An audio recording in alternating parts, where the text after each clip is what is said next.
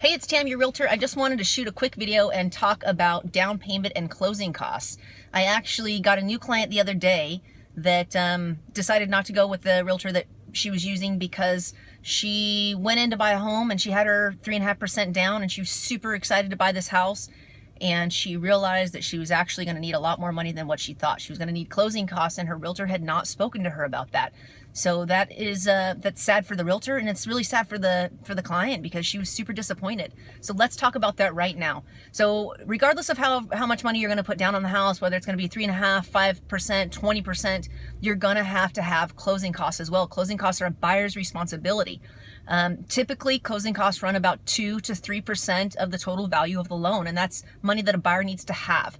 However, if you do not have that money, there are solutions, but you need to be working with the right person that can provide those solutions to you. So one of those solutions is, in a lot of scenarios, I can get the seller to pay that for you, or at least part of it. Another solution is we could actually, let's say you want to buy a $300,000 home, and you need about $6,000 in closing costs.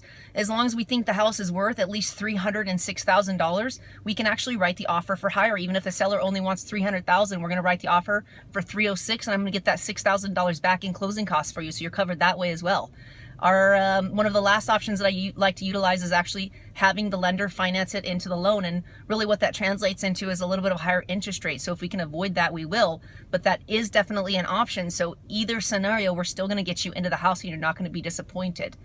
So I would like some feedback or questions. If there's any other things that you guys are unsure about or maybe shy to ask, go ahead and email me back, shoot me a Facebook message, or even post a comment on my Facebook page. I'm going to include the link below, and let me know what your thoughts are. If there's any questions that I can answer, let's talk about it.